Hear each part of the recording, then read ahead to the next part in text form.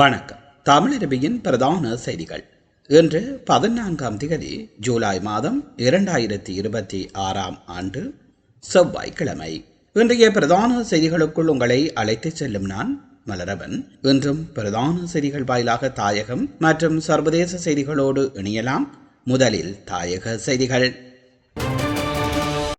ஜனாதிபதி அனுரகுமார திசாநாயக்கா தலைமையிலான தேசிய மக்கள் சக்தி அரசு அரசியல் பழிவாங்கும் நடவடிக்கையில் ஈடுபடுகின்றது என்று எதிர்க்கட்சி உறுப்பினர்கள் முன்வைக்கும் குற்றச்சாட்டுக்களை அடியோடு மறுத்துள்ள அமைச்சர் சுனில் கந்தனத்து, நாட்டில் தற்பொழுது முன்னெடுக்கப்படுவது அரசியல் பழிவாங்கல் அல்ல, மாறாக சட்டத்தின் ஆட்சியை நிலைநாட்டும் பணிகளை என்றும் தெரிவித்தார். இது தொடர்பில் ஊடகங்களிடம் அவர் மேலும் கூறியுள்ளதாவது: கடந்த காலங்களில் இடம்பெற்ற பாரிய ஊழல் மோசடிகள் தொடர்பில் மக்கள் வழங்கிய ஆணையின் பிரகாரம் சுயாதீன விசாரணை நிறுவனங்களின் ஊடாகவே சட்ட நடவடிக்கைகள் முன்னெடுக்கப்படுகின்றன. இதில் எவ்வித அரசியல் உள்நோக்கமோ அல்லது பழிவாங்கும் நோக்கமோ கிடையாது. அரசியல் செல்வாக்கை பயன்படுத்தி சட்டத்திலிருந்து தப்பிக்கும் காலம் முடிவுக்கு வந்துவிட்டது. குற்றங்கள் புரிந்தவர்கள் எவராக இருந்தாலும் அவர்கள் சட்டத்தின் முன் பதில் கூற வேண்டிய காலத்தின் கட்டாயமாகும். ஊழல் மோசடி தொடர்பில் நியமிக்கப்பட்டுள்ள ஆணைக்குழுக்கள் கடந்த காலங்களைப் போலின்றி மிகவும் வெளிப்படையாகவும் சுயாதீனமாகவும் செயல்படுகின்றன. இதில் எந்த தரப்புக்கும் சார்பாக செயல்படும் தேவை அரசுக்கு இல்லை. தங்கள் மீதான சட்ட நடவடிக்கைகளை தற்காத்துக் கொள்ள எதிர்க்கட்சிகள் அரசின் மீது அரசியல் பழிவாங்கல் என்ற முத்திரையை குத்த முயற்சிக்கின்றன. பேச்சு சுதந்திரம் என்ற பெயரில் ஊழல்களை நியாயப்படுத்த எவருக்கும் உரிமை இல்லை. அரசு மக்களின் பணத்தை பாதுகாத்தலிலும் ஜனநாயக விழுமியங்களை பாதுகாத்தலிலுமே உறுதியாக உள்ளது என்றும் அவர் தெரிவித்துள்ளமை இங்கே குறிப்பிடத்தக்கது. வடமேல் மாகாண கல்வி திணைக்களத்தினால் அந்த மாகாண பாடசாலைகளில் 6ஆம் தரம் முதல் 11ஆம் தரம் வரை நாளை முதல் எதிர்வரும் 20ஆம் தேதி வரை நடத்துவதற்கு திட்டமிடப்பட்டிருந்த 2ஆம் தவணை பரீட்சை ஒத்திவைக்கப்பட்டுள்ளது. வினாத்தாள்களை அச்சிட்டு விநியோகிக்கும் நிறுவனம் அச்சிடப்பட்ட வினாத்தாள்கள் மற்றும் விடைத்தாள்களை கோட்ட அலுவலகங்களுக்கு விடுவிப்பதில் ஏற்பட்ட ஒழுக்கற்ற தன்மையே இதற்கு காரணமாகும். இதற்கு அமைய பரீட்சையை எதிர்வரும் 21ஆம் தேதி முதல் 24ஆம் தேதி வரை நடத்துவதற்கு திட்டமிடப்பட்டுள்ளதாக மாகாண கல்வி பணிப்பாளர் தெரிவித்துள்ளார். திருத்தப்பட்ட பரீட்சை கால அட்டவணை இன்றைய தினம் வழங்கப்படும் என அந்த அறிவித்தலில் மேலும் தெரிவிக்கப்பட்டுள்ளமை இங்கே குறிப்பிடத்தக்கது. நீர்கொழும்பு சிறைச்சாலையில் ஏற்பட்ட மோதலில் படுகாயமடைந்து கொழும்பு தேசிய மருத்துவமனையில் சிகிச்சை பெற்று வந்த மேலும் 2 சிறைச்சாலை அதிகாரிகள் உயிரிழந்துள்ளனர். இதன்படி குறித்த சம்பவத்தில் உயிரிழந்தவர்களின் எண்ணிக்கை தற்போது 31 உயர்ந்துள்ளது. சம்பவத்தில் 25 மற்றும் 39 வயதுடைய சிறைச்சாலை அதிகாரிகளே சிகிச்சை பலனின்றி உயிரிழந்துள்ளதாக காவல்துறை தெரிவித்துள்ளமை இங்கே குறிப்பிடத்தக்கது. அரசாங்கம் தோல்விகளை மறைக்க எதிர்க்கட்சிகள் மீது பழி சுமத்துவதாக முன்னாள் நாடாளுமன்ற உறுப்பினர் பியல் நிசாந்த த சில்வா தெரிவித்துள்ளார். கொழும்பில் இடம்பெற்ற ஊடகவியலாளர் சந்திப்பின் போதே அவர் இதனை தெரிவித்துள்ளார். நாட்டில் அமைச்சர்களுக்கும் அதிகாரிகளுக்கும் இடையே ஒருங்கிணைப்பு இல்லாததால் அரசு நிர்வாக கட்டமைப்பு ஸ்தம்பிதம் அடைந்துள்ளது. அதேபோன்று சிறைச்சாலை மோதல்களும் கைதிகளின் மரணங்களும் அரசாங்கத்தின் பாதுகாப்பு மற்றும் நிர்வாக அலட்சியத்தை தெளிவுபடுத்தியுள்ளன. அத்துடன் தமது தோல்விகளை மறைக்க இந்த சம்பவங்கள் எதிர்க்கட்சியினரின் சதித்திட்டம் என ஆளும் தரப்பு குற்றம் சாட்டுகிறது.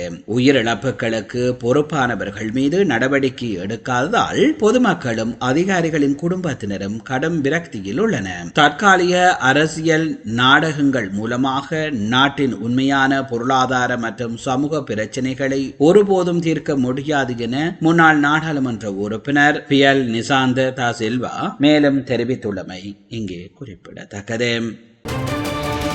ஜாழ் சிறைச்சாலையின் மேலே ட்ரோன் பறந்தமையால் சிறைச்சாலை நிர்வாகத்திடையே பதற்றம் ஏற்பட்டது.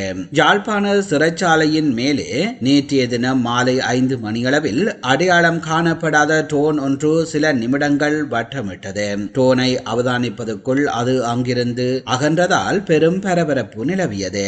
இதே நேரம் இந்த ட்ரோனை இயக்கியவர்கள் தொடர்பில் கண்டறியுமாறு சிறைச்சாலை நிர்வாகத்தால் உடனடியாக யாழ்ப்பாண போலீசாரின் கவனத்திற்கு கொண்டு செல்லப்பட்டதோடு சிறை பாதுகாப்பும் உசார் செய்யப்பட்டது. இதன் பின்பு இடம்பெற்ற தேடுதலின் போது வீதி அபிவிருத்தி அதிகார சபையால் அமைக்கப்படும் பாலங்கள் தொடர்பில் கண்காணிப்பதற்காக அனுமதிக்கப்பட்ட ட்ரோன் அது என கண்டறியப்பட்டது. பாலங்களை கண்காணிக்க அனுமதி பெறப்பட்ட போதும் சிறைச்சாலையின் மேலே இயக்கியமைக்காக ட்ரோனை இயக்கியவர் போலீசாரால் கைது செய்யப்பட்டுள்ளமையும் இங்கே குறிப்பிடத்தக்கது. சாவகச்சேரி நகர சபைக்கு புதிய உப தவிசாளரை தேர்வு செய்வதற்கான கூட்டம் எதிர்வரும் 21ஆம் தேதி நடைபெறும் என வடக்கு மாகாண உள்ளூராட்சி ஆணையாளர் வர்த்தமானி அறிவித்தல் பிரசுரிக்கப்பட்டுள்ளது. சாவகச்சேரி நகர சபையின் உப தவிசாளர் தொடர்பில் வடக்கு மாகாண ஆளுநரால் நியமிக்கப்பட்ட தனிநபர் விசாரணை அதிகாரியின் விசாரணை அறிக்கையின் பரிந்துரைக்கு அமைவாக முன்னாள் உப தவிசாளரின் உறுப்புரிமை ஆளுநரால் வரிதாக்கப்பட்டது. அந்த வெற்றிடத்தை நிரப்பவே தற்போது வடக்கு மாகாண உள்ளூராட்சி உதவி ஆணையாளர் எதிர்வரும் 21ஆம் தேதி காலை 9:30 மணிக்கு கூட்டத்தை கூட்டியுள்ளார். இதே நேரம் முன்னாள் உப தவிசாளரை நீக்கி வடக்கு மாகாண ஆளுநரால் வெளியிடப்பட்ட வர்த்தமானிக்கு இடைக்கால தடை கோரி தாக்கல் செய்த மனு நேற்று யாழ்ப்பாண மேல் நீதிமன்றத்தில் எடுத்துக் கொள்ளப்பட்டது. இதன் போது எதிர் மனுதாரர் தரப்பு தமது ஆட்சேபனையை இணைக்க சந்தர்ப்பம் வழங்கி வழக்கு 17ஆம் தேதிக்கு ஒத்திவைக்கப்பட்டமை குறிப்பிடத்தக்கது. ஜாழ்ப்பாணம் மன்னார் பிரதான வீதியின் பள்ளிக்கூடா சந்தையில் இடம்பெற்ற வாகன விபத்தில் 22 வயதுடைய இளைஞர் ஒருவர் சிகிச்சை பலனின்றி உயிரிழந்துள்ளார். மன்னார் நோக்கி பயணித்த பேருந்து ஒன்று பள்ளிக்கூடா சந்தையில் வலதுபுறமாக திரும்புவதற்கு முற்பட்ட போதும் அதன் பின்னால் வந்த மோட்டார் சைக்கிளுடன் மோதி விபத்துக்குள்ளானது. விபத்தில் பலத்த காயமடைந்த மோட்டார் சைக்கிள் ஓட்டுநரும் அவருடன் பின்னால் பயணித்தவரும் உடனடியாக மீட்கப்பட்டு பூநகரி வைத்தியசாலையில் அனுமதிக்கப்பட்டனர். அங்கு அவர்களுக்கு முதலுதவி அளிக்கப்பட்ட நிலையில் மேலதிக சிகிச்சைகளுக்காக இருவரும் ஜாழ் போதுனா வைத்தியசாலைக்கு மாற்றப்பட்டனர். அங்கு சிகிச்சை பெற்று வந்த நிலையில் தெலிக்கடை பகுதியைச் சேர்ந்த 22 வயதுடைய மோட்டார் சைக்கிள் ஓட்டுநர் சிகிச்சை பலனின்றி உயிரிழந்துள்ளார். இந்த சம்பவம் தொடர்பாக பேருந்தின் சாரதி போலீசாரால் கைது செய்யப்பட்டுள்ளார். இச்சம்பவம் குறித்து மேலதிக விசாரணைகளை போலீசார் மேற்கொண்டு வருகின்றமை இங்கே குறிப்பிடத்தக்கது. பயங்கரவாத தடை சட்டத்தின் கீழ் கைது செய்யப்பட்டு விளக்கமறியலில் வைக்கப்பட்டுள்ள முன்னாள் ராஜாங்க அமைச்சர் சிவனேஸ்வரை சந்திரகாந்தனை எதிர்வரும் ஜூலை 24ஆம் தேதி வரை தொடர்ந்தும் விளக்கமறியலில் வைக்குமாறு மட்டக்களப்பு நீதிவான் நீதிமன்றம் இன்று உத்தரவிட்டுள்ளது. மட்டக்களப்பு மாவட்டத்தில் கடந்த 2008ஆம் ஆண்டு இடம்பெற்ற தொடர் கொலை சம்பவங்கள் தொடர்பான வழக்கு விசாரணைக்காகவே அவர் விளக்கமறியலில் வைக்கப்பட்டுள்ளார். இன்று இடம்பெற்ற வழக்கு விசாரணையின் போது சந்தேக நபரான பிள்ளையான் காணொளி தொழில்நுட்பம் ஊடாக நீதிமன்றத்தில் முன்னிலைப்படுத்தப்பட்டார். இரு தரப்பு சமர்ப்பணங்களையும் கருத்தில் கொண்ட மட்டக்களப்பு நீதிவான் சந்தேக நபரை எதிர்வரும் ஜூலை 24ஆம் தேதி வரை விளக்கமறியலில் வைக்குமாறு உத்தரவு பிறப்பித்துள்ளமை இங்கே குறிப்பிடத்தக்கது. நேயர்கள், நீங்கள் பார்த்து கொண்டிருப்பது தமிழருவியின் பிரதான செய்திகள் வாயிலாக தாயக செய்திகள். இனி தொடர்ந்தும் இடம்பெறுபவை சர்வதேச செய்திகள்.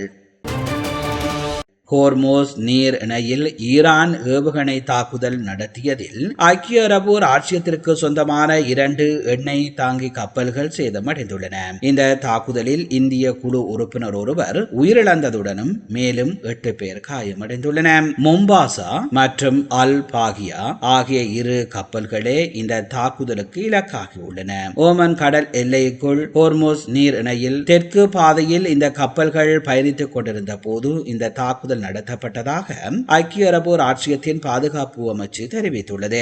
இந்த தாக்குதலை கடுமையாக கண்டித்துள்ள ஐக்கிய அரபு ராச்சியம் பாதுகாப்பு அமைச்சு இது தொடர்பான விசாரணைகளை முன்னெடுத்து வருகிறது. காயமடைந்தவர்கள் மருத்துவமனையில் அனுமதிக்கப்பட்டு சிகிச்சை பெற்று வருவதாகவும் சர்வதேச ஊடகங்கள் செய்தி வெளியிட்டுள்ளமை இங்கே குறிப்பிடத்தக்கது. ஹோர்மோஸ் ஜலசந்தி பகுதியில் ட்ரம்ப் அறிவித்த 20% வரி விதிப்பு என்பது மிக அதிகம் என ஈரான் அறிவித்துள்ளது. ஈரானுக்கு எதிரான அமெரிக்காவின் தாக்குதல் தீவிரமடைந்துள்ளது. ஹோர்மோஸ் ஜலசந்தி பகுதியை எளிதில் கடந்து செல்லும் வகையில் வர்த்தக கப்பல்களின் போக்குவரத்து பாதுகாப்பிற்காகவும் மற்றும் கடல்சார் ஊழியர்கள் மீது நடத்தப்படும் தாக்குதல்களை தடுத்து நிறுத்தும் நோக்கிலும் ஈரானுக்கு எதிராக அதிகளவிலான தாக்குதல்களை அமெரிக்கா படை தொடங்கியுள்ளது என அந்த நாடு தெரிவித்துள்ளது. தெரிவித்துள்ளது. இதன் தொடர்ச்சியாக ஈரானிய படைகளின் திறனை குறைக்கும் வகையில் அமெரிக்கா பாதுகாப்பு படை தளபதியின் உத்தரவின் பேரில் இந்த தாக்குதல் நடத்தப்படுகிறது. ஹோர்முஸ் ஜலசந்தி பகுதியில் வர்த்தக கப்பல் ஒன்றை ஈரான் தாக்கியதற்கு பொறுப்பேற்க செய்யும் வகையில் ஈரானிய படைகளுக்கு எதிரான இந்த தாக்குதல் நடந்துள்ளது என அமெரிக்கா தெரிவித்துள்ளது. ஹோர்முஸ் ஜலசந்தி பகுதியில் கப்பல்களை திடீரென ஈரான் கடுமையாக தாக்கியது. இதன் தொடர்ச்சியாக அமெரிக்கா ஈரானை தாக்கி வருகிறது. இந்த பரபரப்பான சூழலில் ஈரானை இலக்காக வைத்து ஹோர்முஸ் ஜலசந்தி பகுதியில் அமெரிக்கா கடற்படை மீண்டும் முற்றுகையிடும் என ட்ரம்ப் அறிவித்துள்ளார். தொடர்ந்தும் அவர் கூறும்போது ஹோர்முஸ் ஜலசந்தி பகுதியை கடந்து செல்லும் கப்பல்களுக்கு 20% கட்டணம் வசூலிப்போம் எனவும் கூறினார். இந்த சூழலில் ஈரானின் வெளியுறவுத்துறை மந்திரி வெளியிட்ட செய்தியில் அமெரிக்கா ஜனாதிபதி ட்ரம்ப் முற்றிலும் சரியாக கூறியிருக்கிறார். ஹோர்முஸ் ஜலசந்தி பகுதியில் வர்த்தக கப்பல்கள் பாதுகாப்பான பயணத்திற்கான சேவையை வழங்குவதற்காக கட்டணம் வசூலிக்கப்பட வேண்டும். இப்போது ஹோர்முஸ் ஜலசந்தி பகுதியின் பாதுகாவலராக ஈரான் உள்ளது. தொடர்ந்தும் எப்போதும் அப்படியே இருக்கும். 20% என்பது மிகவும் அதிகம். நாங்கள் நேர்மையாக நடந்து கொள்வோம் என ட்ரம்பின் வரி விதிப்புகளை சுட்டிக்காட்டி தெரிவித்துள்ளார். இதனால் ஹோர்முஸ் ஜலசந்தி பகுதியில் ஈரான் மற்றும் அமெரிக்கா என இருவரில் ஒருவர் கட்டணம் வசூலிக்கும் தீவிர முடிவில் உள்ளது தெரிய வந்துள்ளமை இங்கே குறிப்பிடத்தக்கது. ஈரான் தொடர்பாக அமெரிக்க ஜனாதிபதி டொனால்ட் ட்ரம்ப் கூறும்போது ஹோர்முஸ் ஜலசந்தியில் கப்பல் போக்குவரத்து பாதுகாப்பிற்காக ஈரான் மீது அமெரிக்கா புதிய தாக்குதல் நடத்தியுள்ளது. இதில் ஈரானின் அதிகாரத்துவம் பெருமளவில் அளிக்கப்பட்டு விட்டன என கூறினார். எடுத்துக்காட்டாக ஈரானின் இராணுவத்திடம் 159 கப்பல்கள் இருந்தன. அவை தற்பொழுது கடலுக்குள் மூழ்கடிக்கப்பட்டு விட்டன. ஈரானிடம் 200 விமானங்கள் இருந்தன. அவை அனைத்தும் அளிக்கப்பட்டு விட்டன. அவர்களுடைய டாடர்கள் விமானங்களை நோக்கி அளிக்கும் கருவிகள் ஆயுதங்களை உருவாக்கும் திறன் என எல்லாவற்றையும் அளித்து விட்டோம். ஈரானின் 84% இராணுவ தளபாடங்கள் அளிக்கப்பட்டு விட்டன. ஈரானின் பெருமளவு ஆயுதங்கள் அளிக்கப்பட்டு விட்டன. வான் பாதுகாப்பு கருவிகள் மற்றும் ஆயுத கட்டமைப்புகள் தகர்க்கப்பட்டு விட்டன. 4 மாதங்களில் அவர்களை கற்காலத்திற்கு கொண்டு வந்து விட்டோம். தற்போது அவர்களிடம் மிக சிறிய அளவு ஏவுகணைகள் உள்ளன. குறைந்த அளவு திறனையே ஈரான் கொண்டுள்ளது. ஒரு வேறுபட்ட காலத்திற்கு அவர்களை கொண்டு வந்திருக்கின்றோம். மத்திய கிழக்கில் ஈரான் அச்சுறுத்தலாக இருந்தது. இனி அவர்கள் எனக்கான அச்சுறுத்தலாக இருக்க மாட்டார்கள் என்று டொனால்ட் ட்ரம்ப் கூறியுள்ளமை இங்கே குறிப்பிடத்தக்கது. நீங்கள் பார்த்துக் கொண்டிருப்பது தமிழருவியின் பிரதான செய்திகள் வாயிலாக தாயகம் மற்றும் சர்வதேச செய்திகள். தாயகம் மற்றும் சர்வதேச செய்திகள் இத்துடன் நிறைவு பெறுகின்றன. செய்திகள் தொடர்பான உங்கள் அன்பான கருத்துக்களை கீழே பதிவு செய்யுங்கள். அத்தோடு எமது சேனலை உங்கள் உறவுகள் நண்பர்களுக்கு தெரியப்படுத்தி அவர்களையும் இணைத்துக் கொள்ளுமாறு அன்பாக கேட்டுக்கொள்வதோடு தமிழறியோடு இணைந்திருக்கின்ற அத்தனை நேயர்களுக்கும் நன்றிகளை தெரிவித்துக் கொண்டு தொடர்ந்தும் தமிழறியோடு இணைந்திருங்கள். மீண்டும் இன்னும் ஒரு பிரதான செய்திகள் வாயிலாக உங்களை சந்திக்கின்றேன். அதுவரையில் உங்களது விடைபெறும் நான் என்றும் உங்களுடன் இருக்கும் மலரவன். நன்றி, வணக்கம்.